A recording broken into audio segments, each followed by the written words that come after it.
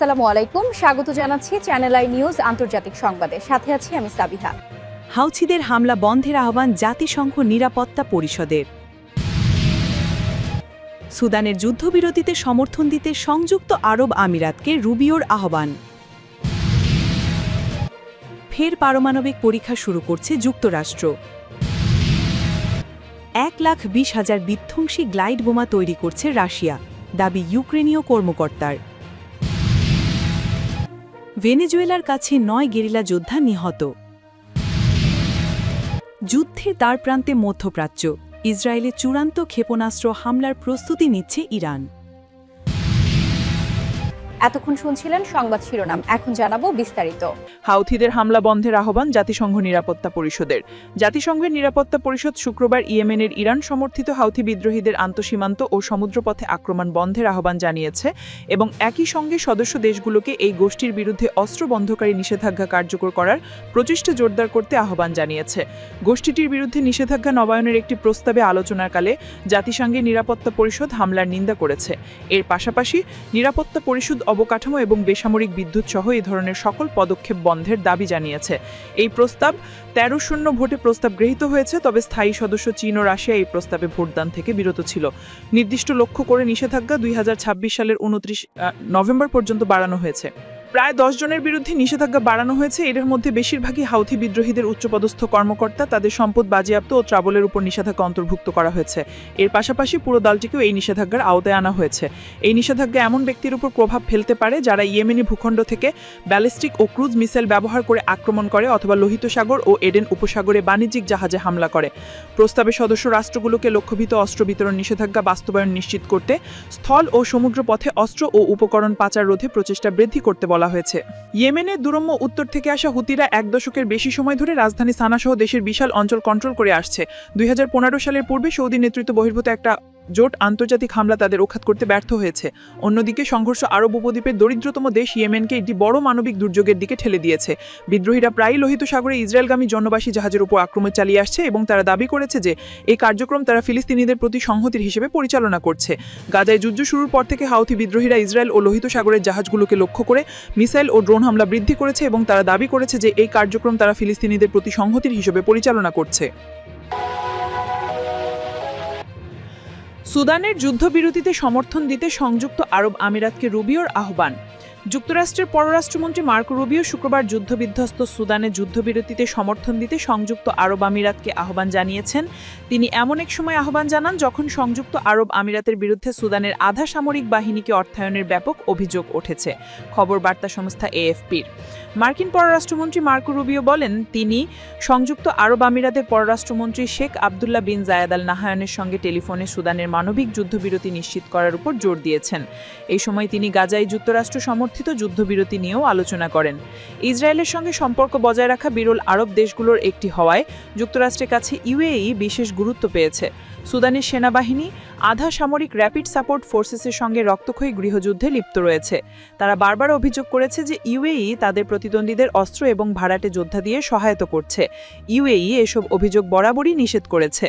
মার্কিন পররাষ্ট্রমন্ত্রী Marco Rubio বলেছেন যুক্তরাষ্ট্র জানে কোন কোন দেশ সুদানে আধা সামরিক বাহিনীর র্যাপিড সাপোর্ট ফোর্সেসকে অস্ত্র সরবরাহ করছে এবং তিনি এ বিষয়ে দুশ্চিন্তা প্রকাশ করবেন। তিনি সংযুক্ত আরব আমিরাতের ব্যাপারে নির্দিষ্ট করে কিছু বলেননি, তবে এই বক্তব্যের পর তিনি সাংবাদিকদের কোনো নির্দিষ্ট দেশের নাম বলতে অস্বীকার করেন। রুবিও আরও বলেন, আমি মনে করি আরএসএফ যেভাবে অগ্রসর হচ্ছে তা বন্ধ করতে তাদের কাছে পৌঁছানো অস্ত্র এবং সহায়তা বন্ধ করার জন্য কিছু করা জরুরি। সম্প্রতি আরএসএফ নিরলস অবরোধের পর কৌশলগত গুরুত্বপূর্ণ আল-ফাশের শহর দখল করেছে, যার প্রেক্ষিতে জাতিসংঘ মানবাধিকার পরিষদ শুক্রবার কথিত নৃশংসতার তদন্তের নির্দেশ দিয়েছে। ফের পারমাণবিক পরীক্ষা শুরু করছে যুক্তরাষ্ট্র। ফের পারমাণবিক অস্ত্র পরীক্ষা শুরু করতে যাচ্ছে যুক্তরাষ্ট্র। সেই সঙ্গে দেশটি সৌদি আরবকে F-35 যুদ্ধ বিমান চুক্তি বিবেচনা করছে বলে জানিয়েছেন প্রেসিডেন্ট ডোনাল্ড ট্রাম্প। শনিবার তাকে বহনকারী সরকারি বিমান এয়ারফোর্স ওয়ানে সাংবাদিকদের তিনি কথা জানান। ট্রাম্প বলেন, যুক্তরাষ্ট্র অন্যান্য দেশের মতো পারমাণবিক পরীক্ষা শুরু করবে, তবে এটি পূর্ণাঙ্গ পারমাণবিক ওয়ারহেড বিস্ফোরণ অন্তর্ভুক্ত করবে কিনা তা নিশ্চিত করেননি। গত মাসে সামাজিক যোগাযোগ মাধ্যম ট্রুথ সোশ্যালে ট্রাম্প এ বিষয়ে ব্যবস্থা নিতে নির্দেশ দিয়েছিলেন।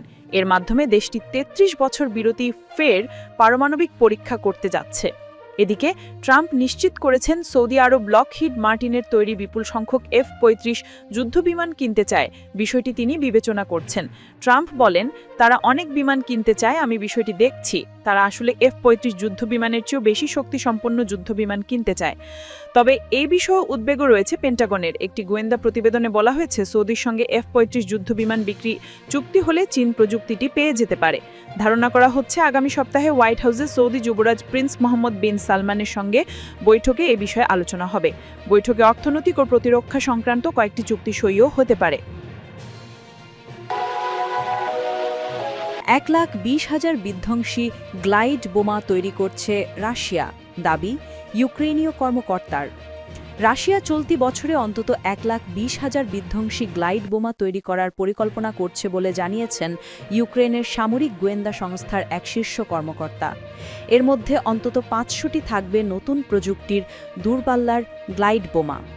বার্তা সংস্থা রয়টার্স এক প্রতিবেদনে বলছে, 2022 সালে ইউক্রেনে পূর্ণমাত্রায় আক্রমণ শুরুর পর থেকে রাশিয়া অস্ত্র উৎপাদন বাড়িয়েছে। দেশটির প্রতিরক্ষা কারখানাগুলো এখন 24 ঘন্টা চালু থাকে, তবে সামরিক উৎপাদনের বিস্তারিত তথ্য মস্কো গোপন রাখে। এজন্য রয়টার্স রাশিয়ার 2025 সালের উৎপাদন লক্ষ্যমাত্রা যাচাই করতে পারেনি। ইউক্রেনের ডেপুটি ডিফেন্স ইন্টেলিজেন্সের প্রধান মেজর জেনারেল ভাদিম স্কিবিৎস্কির দেওয়া এ তথ্য এসেছে একটি সাক্ষাৎকার থেকে। তিনি সংখ্যাটি কিভাবে পেলেন বা আগের উৎপাদন হার কত ছিল তা জানাতে চাননি। তবে তার মতে, গ্লাইড বোমা তৈরির ক্ষেত্রে এটি এখন পর্যন্ত রাশিয়ার সবচেয়ে বড় উদ্যোগ। স্কিবিৎস্কির ভাষা অনুযায়ী 1,20,000-এর এই হিসাবের মধ্যে থাকবে সম্পূর্ণ নতুন বোমা এবং পুরানো বোমাগুলোকে গ্লাইড বোমায় রূপান্তর করে আপগ্রেড করার প্রক্রিয়া। স্কিবিৎস্কি জানান, রুশ বাহিনী প্রতিদিন 200 থেকে 250টি গ্লাইড বোমা নিক্ষেপ করছে। ইউক্রেনের প্রতিরক্ষা মন্ত্রণালয়ের তথ্য অনুযায়ী গত মাসে এই গড় ছিল দিনে প্রায় 170টি। স্কিবিৎস্কি বলেন, এসব বোমা গুলি করে নামানো সম্ভব, কিন্তু রাশিয়ার তৈরি বোমার সংখ্যা এত বেশি যে তাদের সঙ্গে পাল্লা দেওয়াই অসম্ভব। তাই এই হুমকি মোকাবেলায় আমাদের যথাযথ প্রস্তুতি নিতে হবে। আগে এসব গ্লাইড বোমার কার্যকর পাল্লা ধরা হতো সর্বোচ্চ 90 কিলোমিটার। ফলে রুশ পাইলটেরা সীমান্ত অতিক্রম না করেও নিরাপদে বোমা ফেলতে পারতেন, কারণ বিমান সীমান্তের ওপারে গেলে ইউক্রেনের প্রতিরক্ষা ব্যবস্থা সেগুলো ভূপাতিত করে দিতে পারে। তাই এই বোমা রাশিয়ার জন্য গুরুত্বপূর্ণ। গ্লাইড বোমা সাধারণ ক্ষেপণাস্ত্রের তুলনায় অনেক সস্তা এবং বিপুল পরিমাণে তৈরি করা যায়। কয়েকশো কেজি বিস্ফোরক বহন করতে পারায় এগুলো বড় ভবন সহ সেনাবাহিনীও ধ্বংস করতে সক্ষম। খার্কিভ ও খেরসনের মতো ফ্রন্টলাইন শহরগুলোতে এসব বোমা দিয়ে ব্যাপক ধ্বংসযজ্ঞ চালিয়েছে রাশিয়া। স্কিবিৎস্কি বলেন, রাশিয়া এবার নতুন এক ধরনের গ্লাইড বোমা তৈরি করছে যা যুদ্ধবিমান থেকে নিক্ষেপের পর 200 কিলোমিটার পর্যন্ত উড়ে যেতে পারবে। এ চলতি বছরের শেষ নাগাদ এমন 500টি বেশি বোমা তৈরির পরিকল্পনা করেছে রাশিয়া। ইউক্রেনের ধারণা, রাশিয়া এই বোমাগুলোর পাল্লা 400 কিলোমিটার পর্যন্ত বাড়ানোর চেষ্টা চালাচ্ছে। এটা করতে পারলে রাশিয়া ক্ষেপণাস্ত্র ছাড়াই ইউক্রেনের বহু শহর টার্গেট করতে পারবে। এই বিষয়ে জানতে রুশ প্রতিরক্ষা মন্ত্রণালয়ের সঙ্গে রয়টার্স যোগাযোগ করলে তারা তাৎক্ষণিকভাবে সাড়া দেয়নি। ভেনেজুয়েলার কাছে 9 গেরিলা যোদ্ধা নিহত। ভেনেজুয়েলার ভ্রান্তের কাছে কলম্বিয়ার সেনাবাহিনীর অভিযানে 9 গেরিলা যোদ্ধা নিহত হয়েছে। দেশটির প্রতিরক্ষা মন্ত্রণালয়ের একটি সূত্র শুক্রবার বার্তা সংস্থা AFP-কে একথা জানিয়েছে।